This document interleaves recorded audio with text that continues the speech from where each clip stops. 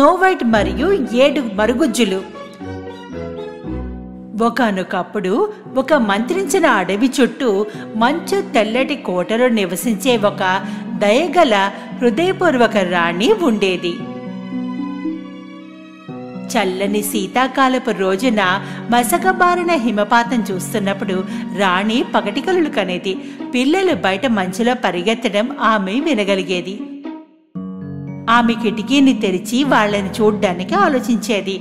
ఆ చల్లని గాలికి ఆ రాణికి ఇష్టమైన ఎర్ర రుమాలు గాలికి ఎగిరిపోయింది. ఆమె ఎంతో దయతో రాణికి కృతజ్ఞతలు చెప్పారు. వారెంతో ఎదురు చూశారు. దయగల హృదయ రాణికి కృతజ్ఞతలు చెప్పారు. ఆమెకు నాకొక కూతురుంటే ఎంత బాగుండేదో, ఈ తెల్లటి మంచు, చెర్రీ ఎరుపు పెదవులు, ఒక అందమైన గుండె ఉండాలని. నెలలు గడిచాయి. హృదయపూర్వక రాణి కల నిజమైంది. 9 నెలల తర్వాత ఆమె చాలా కాలంగా ఎదురు చూస్తున్న కోరిక నెరవేరింది. రాజుకి రాణికి ఆడపిల్ల పుట్టింది. ఎంతో అందమైన పిల్ల అది.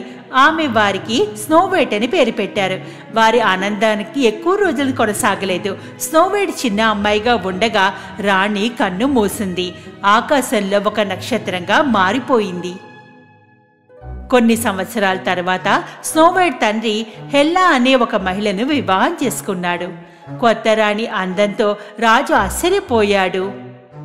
అందువల్ల ఆమె అహంకారంతో ఉండేది. గర్వంగా ఉందని ఎప్పుడూ గ్రహించలేకపోయాడు. గోడపై అద్దము, వీరందరిలో అద్భుతమైన వ్యక్తి ఎవరు? ఈ భూమిలో మహారాణి, మీరు ఏమాత్రం అందంగా ఇక లేరు. నాకన్నా అందంగా ఎవరు ఉండలేరు. స్నో వైట్ ఒక అందమైన యువతిగా ఎదిగింది. ఆమె తండ్రి రాజు తన సైనికులతో సుదీర్ఘ ప్రయాణంలోకి వెళ్ళాడు. అతను వెళ్లే ముందు అతనికి పెద్ద కౌగిలింత ఇచ్చాడు. నువ్వు బాధపడకు స్నో వైట్, నేను తిరిగి వస్తాను.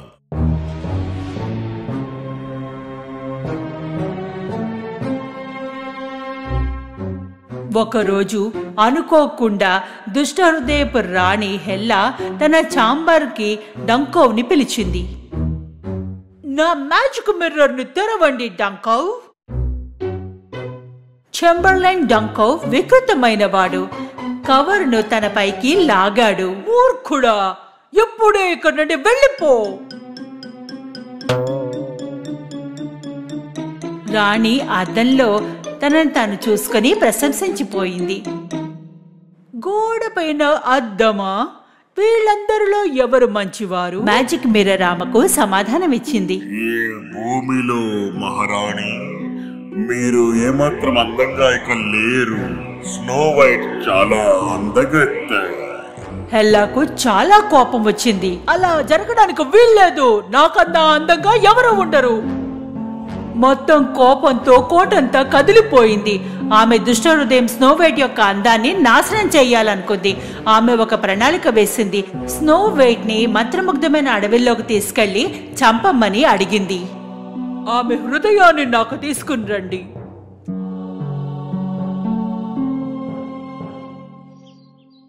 స్నో వైట్ రాజవేటగాడిని నమ్మింది. అతనితో కలిసి అడవిలోకి వెళ్ళింది.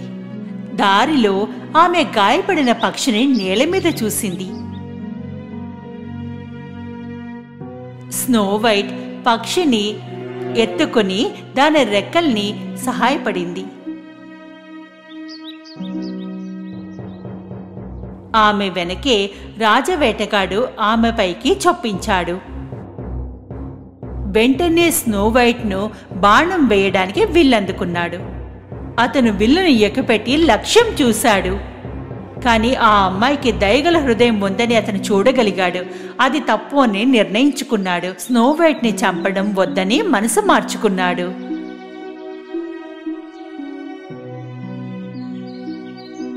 స్నో వైట్, మీ ప్రాణాలను తీయమని ఆమె నన్ను ఆదేశించింది. నేను మీలాంటి మంచి ఇంకా దయగల వ్యక్తిని చంపలేను. నా ప్రాణాన్ని ఎవరు తీసుకోవాలనుకున్నారు? తాను క్వీన్ హెలా. మీరు తప్పక పారిపోవాలి. ఇంకా దాంకోండి. వేటగాడు రాణిని మోసగించడానికి ఆలోచించాడు. ఒక అడవి పందిని చంపడానికి ఎంచుకున్నాడు.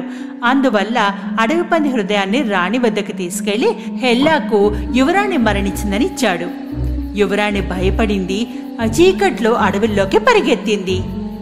ఆమె ఇకపై పరిగెత్తే వరకు రాత్రి పదునైన కొమ్మలు గబ్బిలాల ద్వారా అడ్డుకొని కష్టపడింది.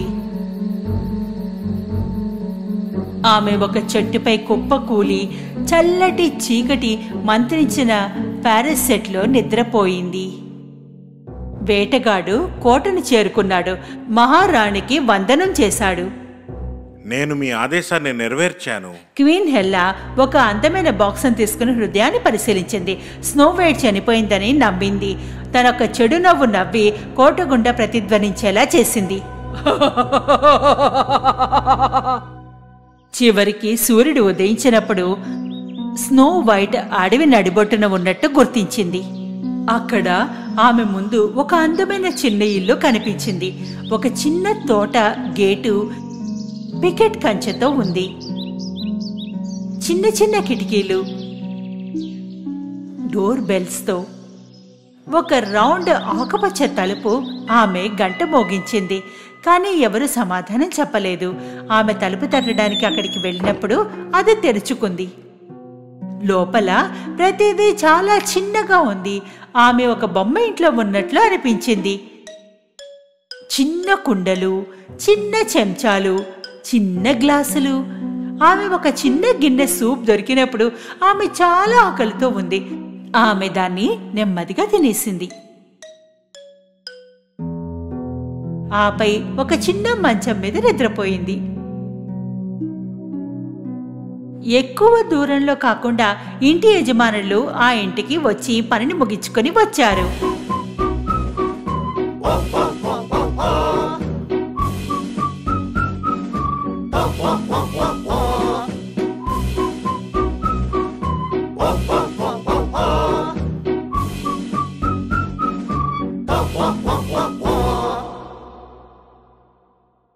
వారు లోపలికి ప్రవేశించిన వెంటనే ఏదో తప్పు జరిగిందని వారికి అర్థమైంది. దాంతో వారు నిశ్శబ్దంగా నడిచి గుసగుసలాడారు. ఎవరో నా రొట్టెని తినేశారు. ఎవరో నా ప్లేటుని వాడారు. ఇక్కడ ఎవరో నా మంచం మీద పడుకొని ఉన్నారు. ఇప్పుడు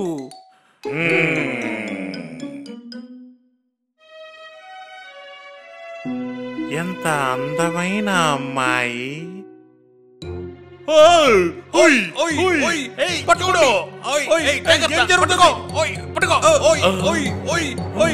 ఏం జరుగుతుంది? పట్టుకోండి.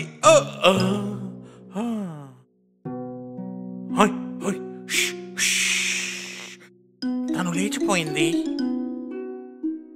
తను దాంకుని ఉంది దుప్పటిలో. నువ్వు అస్సలు భయపడద్దు ఓ చిన్నపిల్ల. మేము ఆ 7 మరుగుజ్జులం. నేను ఏస్. నేను jolly, angry, curious, silly, shy and lazy. నేను స్నో వైట్ని. నన్ను మీరు క్షమించాలి. నేను మిమ్మల్ని అడగకుండా వచ్చాను. స్నో వైట్ వాళ్ళకి జరిగిందంతా చెప్పింది.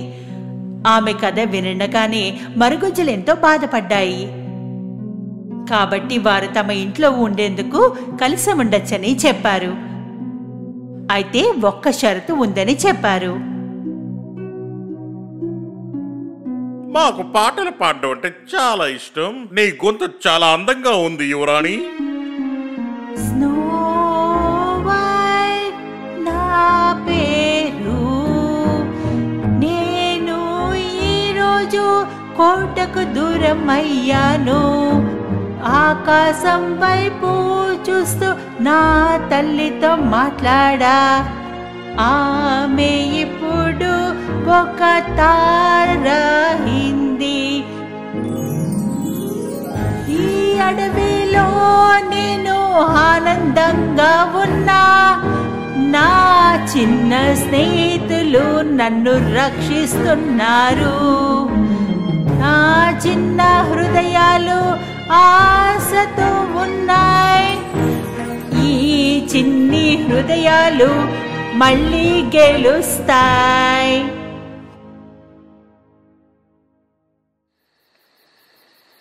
దూరంగా మరొక దేశంలో ఒక అందమైన యువరాజు ఉన్నాడు. అతని పేరు ఆంట్వాన్. అతను రాత్రి కూర్చుని నక్షత్రాలను చూడడం ఇష్టపడతాడు. ఇది అతను ప్రేమిస్తున్న వ్యక్తుల గురించి గుర్తు చేస్తుంది. ఒక రాత్రి అతను స్నో వైట్ యొక్క ముఖాన్ని ఆకాశంలో చూశాడు. అతను ఆమెను వెతకాలని భావించాడు. ఆమె ప్రమాదంలో ఉందని అనిపించింది. అతనికి ఒక మాయాహారం ఇచ్చింది. దాంతో ప్రిన్స్ ఆంట్వాన్ తన నమ్మదగిన గుర్రాన్ని తీసుకుని ఆకాశంలో అందమైన ముఖాన్ని వెతకడానికి దూరంగా వెళ్లిపోయాడు. తిరిగి కోట వద్దకు దుష్టహృదయపూర్వక హెల్లా మళ్లీ మ్యాజిక్ అద్దం ముందు ఉంది. మ్యాజిక్ అద్దం వెతికి చెప్పు, నా అందాన్ని చూద్దాం. డంకా ప్రవేశించాడు. దానిపై అడ్డంగా ఉన్న గుడ్డని పక్కకు లాగాడు. దాన్ని దాదాపు పగలగొట్టాడు. డంకా అటువంటి వికృతమైన సహాయకుడు. ఎల్లప్పుడూ చాలా కష్టమైన సమయాల్లో ఇబ్బందికరమైన వికృతమైన రూపంలో మారిపోతాడు. రాణి అతనితో నిరంతరంగా కోపంతోనే ఉండేది. డంకా వెళ్లిపోగానే హెల్లా రాణి అద్దం ముందుకు వెళ్లి అడిగింది. ఆమె ఎంత అందంగా ఉందో చెప్పమని అడిగింది. గోడపైన అద్దమా? అందరికంటే అందమైన వారెవరు? క్షమించండి నా రాణి, కానీ 7 మరుగుజ్జులతో నివసించే స్నో వైట్ ఈ భూమిలో అత్యంత అందమైనది. లేదు, ఒప్పుకోను. స్నో వైట్ చనిపోయిందని నేను అనుకున్నాను. రాణి రాత్రంతా అలాగే ఉండిపోయింది. స్నో వైట్ ను ఒక్కసారిగా చంపడానికి ప్రణాళికలు వేసింది. ఆమె మారు వేషంలో ఉండడానికి ఉత్తమ మార్గమని నిర్ణయించుకుంది. ఆమె ఒక అందమైన చిన్న కుందేలుగా మారిపోయింది. ఉదయం మరుగుజ్జులు పనికి వెళ్లిపోయాయి. ఒక్కొక్కటిగా స్నో వైట్ చెంప మీద ముద్దు పెట్టుకుని వెళ్లిపోయాయి. ఆమె ఇంట్లోనే జాగ్రత్తగా ఉండమని చెప్పి హెచ్చరించాయి. ఇప్పుడు యువరాణి, అపరిచితులకి తలుపు తెరవకండి, అది సురక్షితం కాదు. అడవి ఎంతో ప్రశాంతంగా ఉంది. స్నో వైట్ తోటలోని పుష్పాలను నీరు పెట్టడం ప్రారంభించింది. తోటలో కూర్చుని ఉన్నప్పుడు యువరాణివి చిన్ని బన్నీని గమనించింది. అది బాధలో ఉందనిపించింది. ఆమె వెళ్లి దాన్ని ఎత్తుకుని ఇంట్లోకి తీసుకుని వచ్చింది. ఆమె కుందేలు దెబ్బతిన్న కాళ్ళు కట్టుకట్టి మరుగజ్జ మంచం మీద ఎండలో విశ్రాంతి తీసుకోమని ఉంచింది. కుందేలు నిద్రపోతున్నట్లుగా అనిపించింది. కానీ అది గదిని విడిచిపెట్టిన వెంటనే కుందేలు కళ్ళు తెరిచి చుట్టూ చూసింది. అప్పుడు అది కిందకి దూకి దూకి దూకి తిరిగి దుష్టరాని హెల్లాగా మారిపోయింది. ఆమె ప్లాన్ చేసినది ఇదే. యువరాణి అక్కడ ఉన్నట్టుగా విషం నుండి చనిపోతుందని అనుకుంటూ ఆమె దిండులోకి విషాన్ని పోసింది. విషంతో చావాలని కోరుకుంది. స్నో వైట్ తోటలో పనిచేయకుండా చాలా అలసిపోయింది. ఆమె విశ్రాంతి కోసం లోపలికి వచ్చింది. ఆమె విషపూరితమైన దిండుపై తలదించుకోబోయింది. ఆమె మరుగుజ్జుల ఇంటికి రావడం వింది. యువరాణి తలుపు వద్ద వారిని కలుసుకుంది. ఒక రుచికరమైన విందు తర్వాత వారు రాత్రంతా నృత్యం చేశారు. స్నో వైట్ పొయ్యి ముందు నిద్రపోయింది. అది ఆమె చేసిన మంచి పని. ఎందుకంటే ఆమెకి విషపూరితమైన దిండుపైన నిద్రపోలేదు. రాణి తన కోటకు తిరిగి వచ్చినప్పుడు డంకో ఇంకా నిద్రలోనే ఉన్నాడు. ఆమె తలుపుకు కాపలాగా ఉన్నాడు. ఆమె ప్రణాళిక ఫలించిందని భావించి ఆమె మ్యాజిక్ మిర్రర్ వద్దకు వెళ్ళింది. గోడపైన ఉన్న అద్దమా? అందరిలోకి అందమైన వారెవరు? మహారాణి, 7 మరుగుజ్జులతో నివసించే స్నో వైట్ ఈ భూమి మీద అందమైన అమ్మాయి. కాదు, నేను ఎట్టి పరిస్థితుల్లో ఒప్పుకోను. ఆమె భూమిలో అందంగా ఉండడానికి వీల్లేదు. నేను ఆమెను చంపేందుకు ప్రణాళిక వేసి వచ్చాను. Snow white. కొద్ది రోజుల తర్వాత ఆమె మరుగుజ్జులు పనిచేశారు. స్నో వైట్ కొన్ని దుస్తుల్ని ధరించాలని అనుకుంది. స్నో వైట్ తలుపు మీద చిన్నగా తట్టారు. తలుపు 3 సార్లు తట్టబడింది. స్నో వైట్ అది ఎవరో చూడ్డానికి తలుపు తెరిచింది. ఆమె ద్వారం బయట నుంచే చూసింది. అది ఒక వృద్ధ స్త్రీ, అసహ్యంగా ఉంది. బుట్టలో పళ్లతో ఉంది. మీరు ఎవరు? నేను అమ్ముకునేదాన్ని. నా దగ్గర ఎంతో రుచికరమైన పళ్ళున్నాయి. నువ్వు రుచి చూడాలనుకుంటున్నావా? స్నో వైట్ తలుపు తెరవడానికి భయపడింది, కానీ ఆమె ఎర్రగా ఉన్న పళ్ళని ఇష్టపడింది.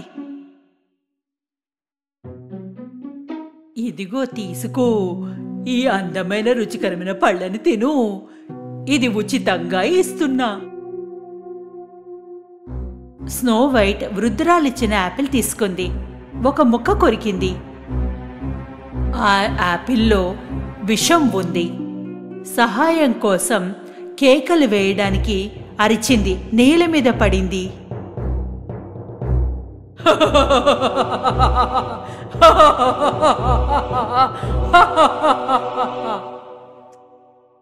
రహదారికి కొద్ది దూరంలో ప్రిన్స్ ఆంట్వాన్ తన గుర్రాన్ని చెట్టు నీడలో విశ్రాంతి తీసుకున్నాడు.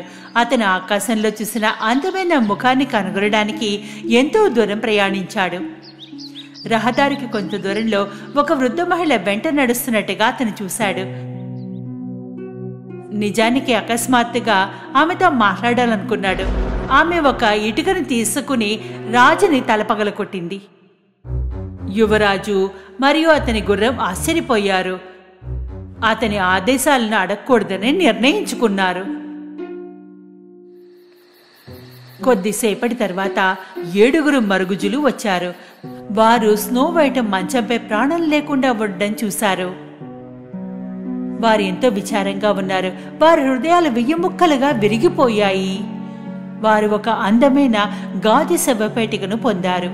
ఆమెను దేశంలోని పొడవైన నదికి తీసుకుని వెళ్లారు. తద్వారా రాజప్రజలందరూ ఆమె అందం తెలుస్తుందని అనుకున్నారు. కొద్దిసేపటి తర్వాత ప్రిన్స్ తన గుర్రంపై నది ఒడ్డున ప్రయాణిస్తున్నాడు. పడవలో గాజు శవపేటికని గమనించాడు. అది ఒక అమ్మాయి అని గుర్తుపట్టాడు.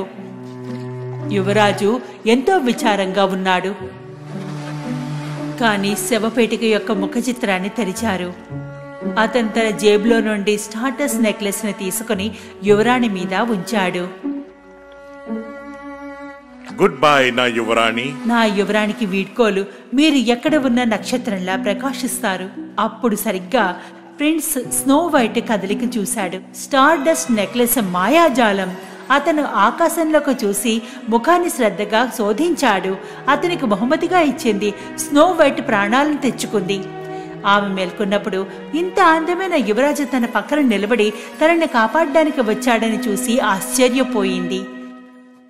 వారు చివరకు ఒడ్డుకు చేరుకుని స్నో వైట్ కోటకు తిరిగి వచ్చినప్పుడు ఆమె యువరాజు ఆంట్వాన్ రాజుకు వివరంగా చెప్పారు. రాజు ఇవన్నీ విన్న తర్వాత స్నో వైట్ ని చూశాడు. రాజు రాజ్యం నుండి బహిష్కరించాడు. రాజు మ్యాజిక్ మిర్రర్ ని అక్కడి నుంచి తొలగించాడు. రాణికి సంబంధించిన వస్తువుల్ని కూడా తొలగించాడు.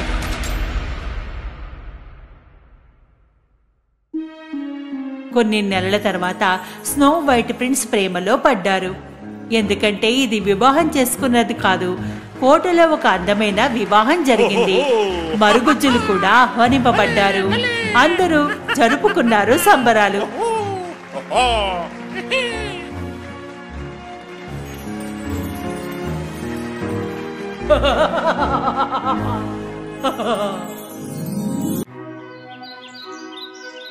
ఎంతో కాలం క్రితం అడవిలో ఒక చిన్న ఇంటిలో మదర్ గోట్, దాని బొజ్జి లిటిల్ గోట్స్ అల్లరి చేస్తూ సంతోషంగా జీవించేవి. లిటిల్ గోట్స్ ఎంతో ముద్దుగా ఉండేవి, ఆట బొమ్మల్లా.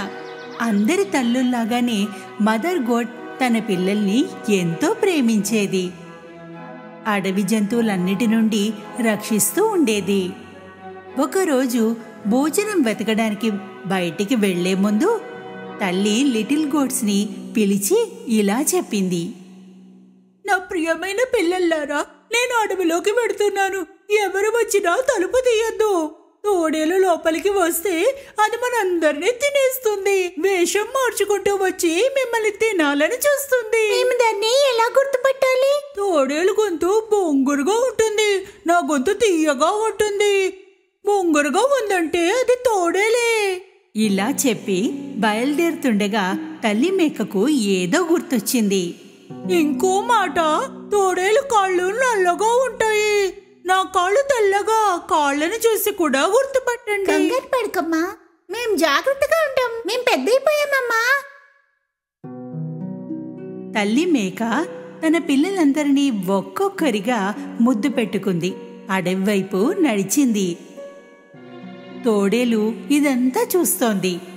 తల్లి మేక వెళ్ళగానే కొద్దిసేపు ఆగింది. ఆ తర్వాత వాళ్ళ ఇంటి వద్దకు వచ్చి తలుపు తట్టింది.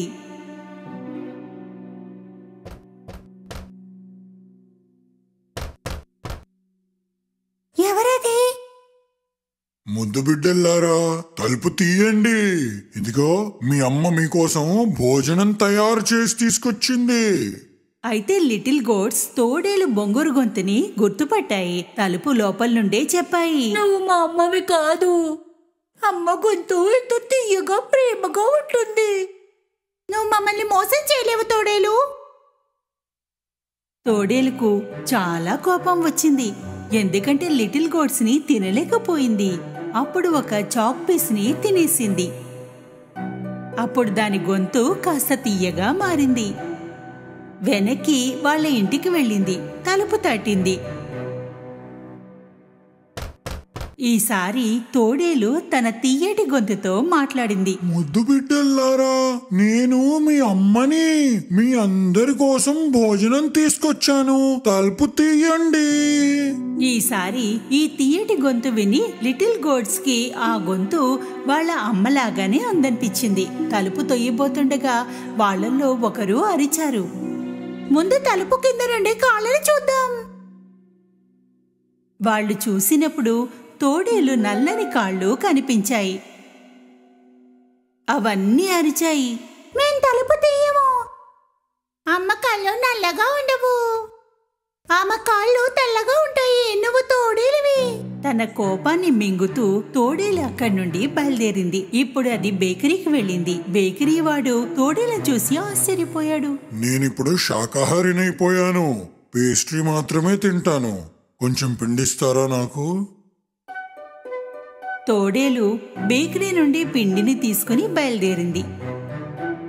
ఇంటి దగ్గర పిండిని తన కాళ్లపైన వేసుకుంది. ఇప్పుడు దాని కాళ్ళు తెల్లగా ఉన్నాయి.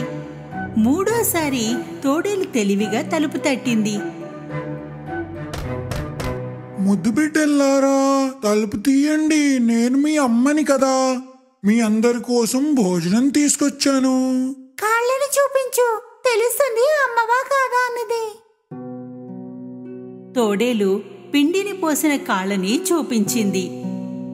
లిటిల్ గోట్స్ తెల్లటి కాళ్ళని చూసి అవి అనుకున్నాయి తల్లి వచ్చింది అని. తలుపు తీసేశారు. ఇంకేముంది, వాళ్ళ ఎదురుగా తోడేలుంది. లిటిల్ గోట్స్ భయపడ్డాయి, కంగారు పడ్డాయి, అరవసాగాయి.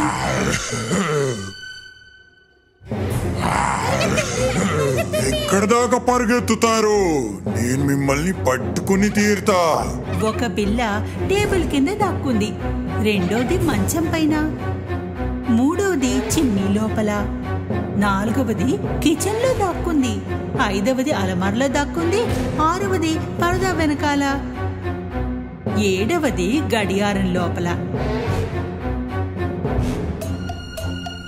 అయితే తోడేలు చాలా తెలివైంది. అందరినీ ఒక్కొక్కరుగా పట్టేసుకుంది.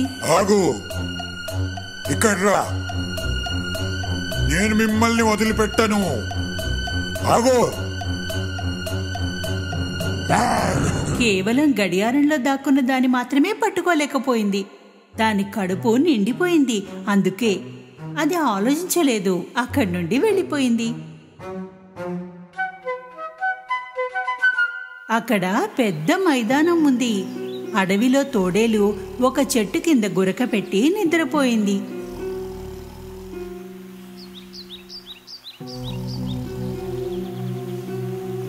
కొద్దిసేపటిలో మదర్ గోట్ ఇంటిని చేరుకుంది. తలుపు తెరిచి ఉండడం చూసి తెలుసుకుంది ఏదో జరిగిందని. ఆమె అరవసాగింది.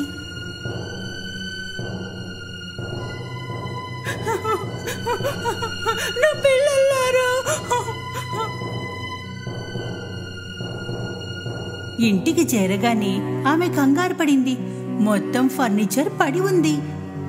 పరదాలు చిరిగి ఉన్నాయి. మంచం చిందరవందరగా ఉంది. తలగడ, దుప్పటి ఇక్కడ పని ఉన్నాయి. మదర్ గోటుకి తన పిల్లలు ఎక్కడా కనిపించలేదు. ఒక్కొక్కరిని పేరు పెట్టి పిలిచింది. ఎవరూ దొరకలేదు. అప్పుడు 7వ పిల్ల పేరు పిలిచింది. ఒక గొంతు వినిపించింది. నేను గడియారం లోపల ఉన్నా అమ్మా. తల్లి మేక ఆ గడియారం దగ్గరకు వెళ్ళింది. అక్కడి నుండి తన పిల్లని తీసి కౌగిలించుకుంది. లిటిల్ గోట్ తల్లికి మొత్తం జరిగింది చెప్పింది. ఆ తోడేలు వచ్చింది. వేషం మార్చుకుని వచ్చి అందరినీ తినేసింది.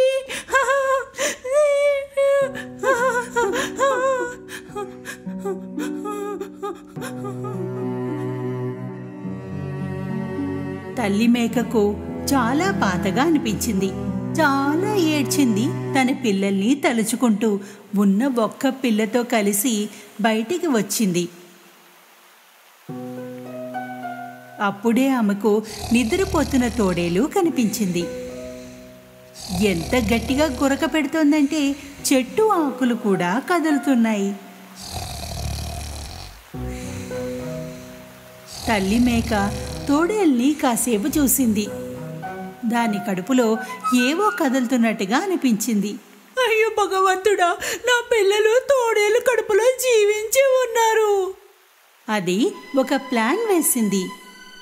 ఇంట్లో నుండి ఒక సూది, దారం, కత్తెర తీసుకురా.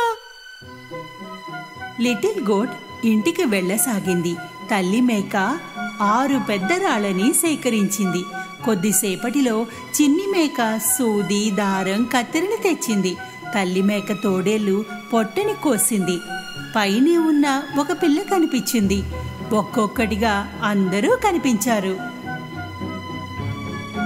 అందరూ క్షేమంగా ఉన్నారు. తల్లి మేక సంతోషించింది. మేకలన్నీ తల్లిని హగ్ చేసుకున్నాయి.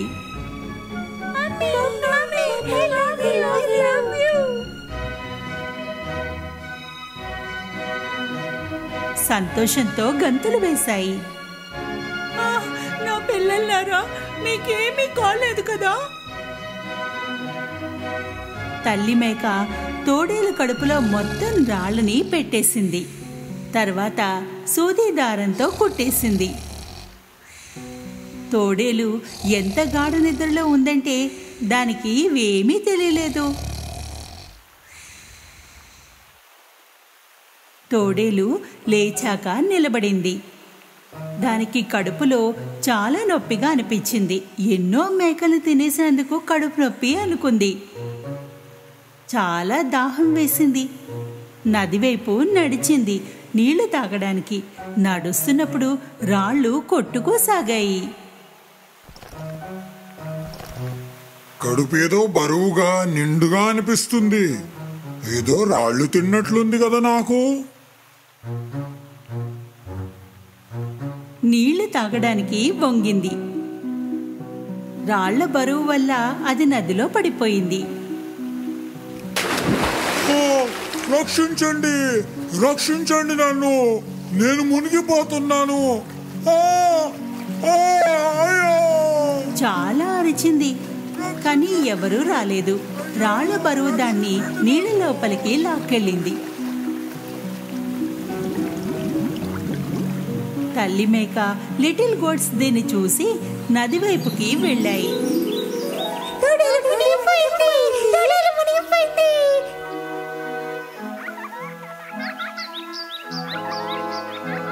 అందరూ గంతులు వేశారు. ఆ రోజు నుండి మదర్ గోట్ తన 7 లిటిల్ గోట్లు జీవితం తమ ఇంట్లో సంతోషంగా సాగింది.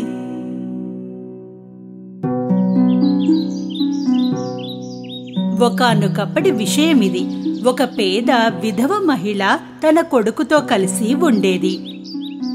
ఆమె కొడుకు జాక్ ఏ పని చేసేవాడు కాదు, ఎందుకంటే అతను చాలా బద్ధకస్తుడు. అందువల్ల ఆమె వద్ద డబ్బు ఉండేది కాదు. అమ్మా, తినడానికి ఏమైనా ఉందా? నాకు ఆకలేస్తుంది. రోజులు గడుస్తున్నాయి. వాళ్ళు ఇంకా పేదవారయ్యారు. ఆ రోజు రానే వచ్చింది. తమ మిల్క్ వైట్ ఆవుని అమ్మేయాల్సి వచ్చింది, ఎందుకంటే దానిని కూడా వారు మేపలేకపోయేవారు. జాక్ తల్లి అతనితో చెప్పింది ఆవుని బజారుకి తీసుకెళ్లి మంచి ధరకు అమ్మేయమంది. బహుశా తినడానికి ఏదైనా కొనుక్కోవచ్చని. బజారుకు వెళ్లేటప్పుడు జాక్ ఒక విచిత్రంగా కనిపించే ముసలాయన కలిశాడు. ఆ ముసలాయన ఆవుని చూసి జాక్తో అన్నాడు, హలో, ఇలా చూడబ్బాయ్, నువ్వు నీ ఆవును నాకిస్తే కనుక నేను నీకు దానికి బదులుగా బోల్డని వస్తువుల్నిస్తాను. జాక్ ఇది విని ఎంతో సంతోషించాడు. ముసలాయన 5 బీన్స్ ని తన జేబులోంచి తీసి ఇచ్చాడు. బీన్స్? అవును, ఇవి మ్యాజిక్ బీన్స్. జాక్కి ముందు ఈ విషయంపై నమ్మకం కుదరలేదు. ఇలా విను బాబు, నువ్వు ఒక మంచి పిల్లాడిలా ఉన్నావు. ఈ మ్యాజిక్ బీన్స్ తీసుకో. నువ్వు సంకోచించకు, నాపై నమ్మకం ఉంచుకో. జాక్ ఆ ముసలి వ్యక్తిని నమ్మాడు. ఇక ఆ బీన్స్ కు బదులుగా ఆవు మిల్క్ వైట్ ని అతనికి ఇచ్చేశాడు. తన పనితో సంతోషించి జాక్ ఇంటి వైపుకి వెళ్ళాడు. అమ్మా, ఇలా చూడు నేనేం తెచ్చానో. జాక్ ని ఇంత సంతోషంగా ఉండడం చూసిన తల్లి అనిపించింది ఆవుకి మంచి ధర పలికి ఉంటుందని. ఎప్పుడైతే జాక్ తన తల్లికి మ్యాజిక్ బీన్స్ చూపించాడో ఆమెకు చాలా కోపం వచ్చింది. ఆమె ఆ మ్యాజిక్ బీన్స్ ని గార్డెన్ లోకి విసిరేసింది. జాక్ ని అక్కడి నుండి వెళ్ళిపోమ్మని చెప్పింది. నువ్వు నీ గదిలోకి వెళ్ళు. నిన్ను నేను బయటికి రమ్మని పిలిచే వరకు బయటికి రాకు. నీకు ఈరోజు భోజనం లేదు.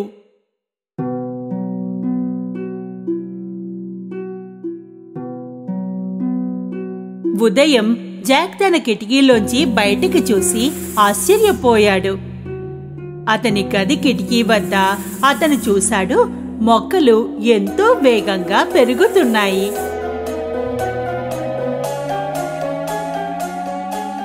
అవి సాధారణ మొక్కల్లా లేవు, పువ్వులు కాదు. ఇవి మ్యాజిక్ బీన్స్ మొక్కలు. జాక్ ఆ విశాలమైన బీన్ మొక్కల్లోకి ఒక్క గంతు గంతాడు. ఆ వంకర టెంకర మొక్కలపై మెట్లలాగా చేసుకుని ఎక్కసాగాడు. కొంత ఎత్తు వరకు ఎక్కాక ఒక విచిత్రమైన చోటికి చేరుకున్నాడు. అక్కడ అన్నీ చాలా పెద్దగా ఉన్నాయి. అతను ఒక పూలతో నిండిన మార్గాన్ని చూశాడు. దాని పక్కగా ఒక పెద్ద ఇల్లు ఉంది. జాక్ ఆ ఇంటి వైపుకు వెళ్ళాడు. అతను తలుపుని తట్టాడు. ఒక ఎత్తుగా ఉన్న మహిళ లోపల నుండి జవాబిచ్చింది.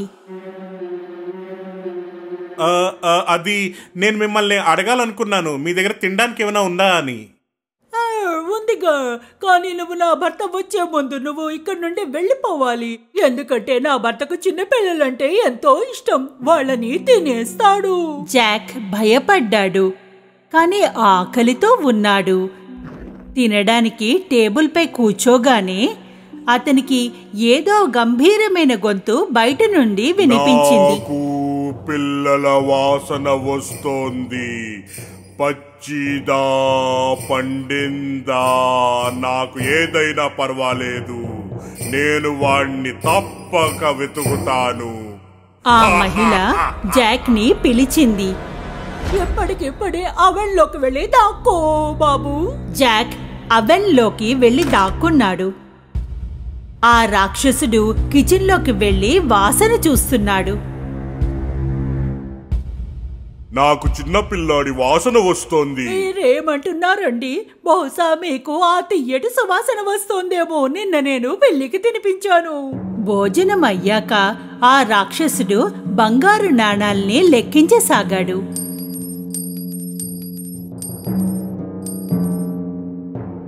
కొంతసేపటి తర్వాత అలా లెక్కించి అలిసిపోయాడు, నిద్రపోయాడు.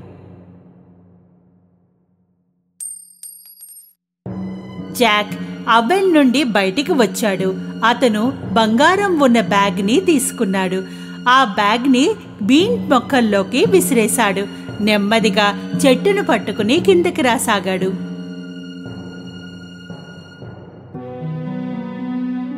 అతను బంగారంతో నిండిన బ్యాగ్ను తీసుకుని ఇంటి లోపలికి పరిగెత్తాడు.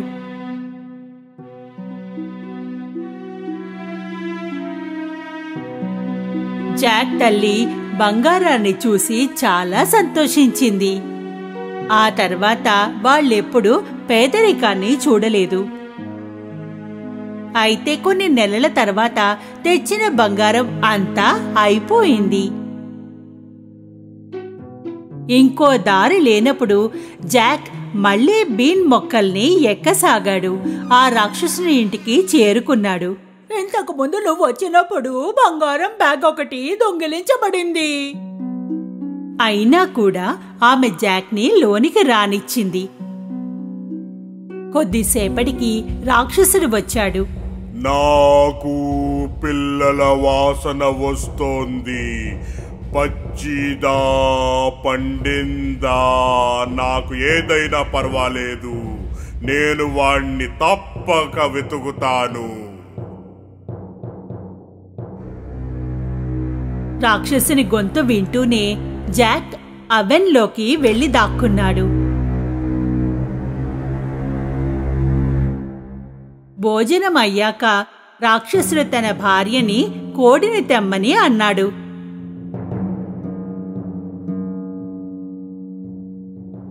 ఆమె కోడిని తీసుకురాగానే అతను ఆ కోడిని గుడ్డు పెట్టమని చెప్పాడు. జాక్ ఇదంతా చాలా ఆశ్చర్యంగా అనిపించింది. ఆ కోడి బంగారపు గుడ్డు పెడుతోంది. ఇక రాక్షసుడు నిద్రపోగానే జాక్ అవెన్ నుండి బయటికి వచ్చి ఆ కోడిని తీసుకొచ్చాడు. కిందికి పరిగెత్తాడు. బంగారపు గుడ్డు వల్ల జాక్ ఇంకా వాళ్ళ అమ్మ మళ్లీ ధనవంతులయ్యారు. కానీ కొంతకాలం తర్వాత జాక్ మళ్లీ తన అదృష్టాన్ని పరీక్షించుకోవడానికి ఆ బీన్ మొక్కలపైకి మళ్లీ ఎక్కాడు. ఈసారి ఆ రాక్షసుని ఇంట్లో దాక్కుని కూర్చున్నాడు. ఆమె భార్య కూడా కనిపించలేదు. ఒక పెద్ద కాపర్ పాట్లోకి వెళ్లి దాక్కున్నాడు. కొంతసేపటి తర్వాత రాక్షసుడొచ్చాడు. నాకు పిల్లల వాసన వస్తోంది.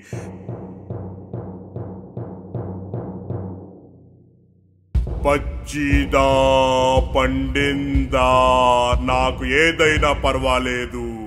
నేను వాణ్ణి తప్పక వెతుకుతాను. ఈసారి రాక్షసుని భార్య జాక్ ని పట్టుకోవడానికి ప్రయత్నించింది. ఒకవేళ పిల్లాడు ఉంటే అవెన్లో దాక్కున్నాడేమో. జాక్ ఇంకెక్కడో దాక్కున్నాడు. రాక్షసుడు అతని భార్య మొత్తం ఇల్లంతా వెతికారు. కానీ వాళ్ళకి పిల్లాడు దొరకలేదు.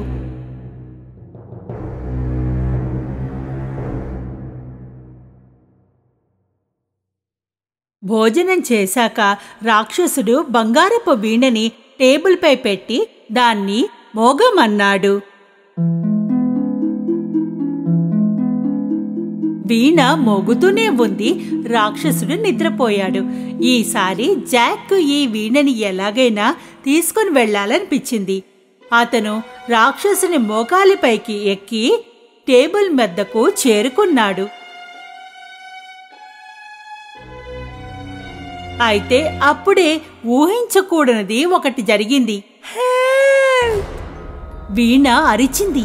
జాక్ వీణని తన నడుంకి బిగించి టేబుల్ నుండి ఒక్క గంతుకెంతాడు. రాక్షసుడు లేచాడు. జాక్ వెనకాలే పరిగెత్తాడు. జాక్ బీన్ మొక్కల నుండి వేగంగా కిందకి దిగసాగాడు. రాక్షసుడు కూడా వెనకాలే వస్తున్నాడు.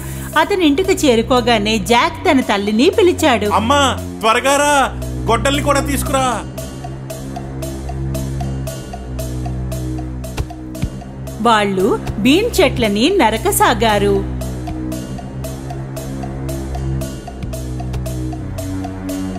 చివరికి వాళ్ళు బీన్ చెట్లని నరికేశారు. రాక్షసుడు నేలపై వచ్చి పడ్డాడు. వాళ్ళిద్దరూ రాక్షసుడి నుండి కాపాడబడ్డారు. ఓరి భగవంతుడా, మనం సురక్షితంగా ఉన్నాం. వాళ్ళు సురక్షితంగా ఉన్నారు. కాని జాక్కి తన పనికి పశ్చాత్తాపం కలిగింది. అతను తన పేరాస వల్ల ప్రాణాన్ని కోల్పోయేవాడు. అతను తన తల్లికి మాటిచ్చాడు, ఎప్పుడూ దొంగతనం చేయనని. ఆ మర్నాటి నుండి కష్టపడి పనిచేశాడు. ఆనాటి నుంచి జాక్ అతని తల్లికి పేదరికం ఎప్పుడూ ఎదురు కాలేదు. వాళ్ల వద్ద బంగారం గుడ్డు పెట్టే కోడి ఉందిగా సాయపడడానికి. కాని జాక్ కూడా పని చేయడం మొదలుపెట్టాడు.